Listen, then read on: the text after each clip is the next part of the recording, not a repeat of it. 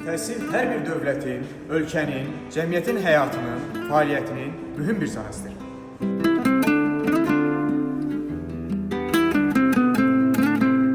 Müəllim isə təhsilin yol göstəricisi, cəmiyyətin gücüdür.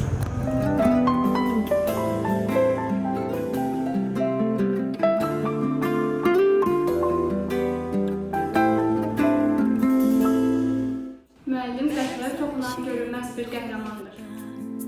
Dönüp şurada küçük kıza sevinciyle yürürüm doğma mektep yollarında.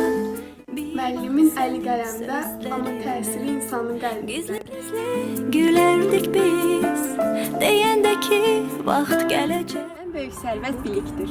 Ən böyük nimət isə yaxşı müəllim.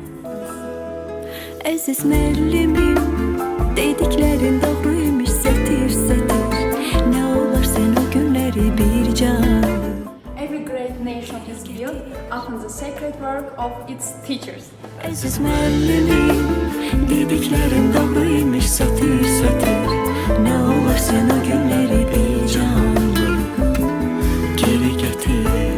The noblest profession is teaching, for it creates all other professions.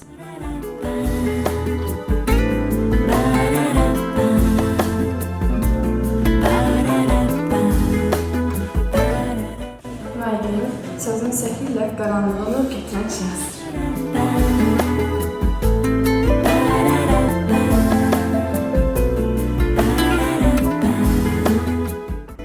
Müəllim olmaq sadəcə bir peşə deyil, böyük bir fədakarlıqdır. Müəllimin sevgisi olmadan biri kök sala bilməz.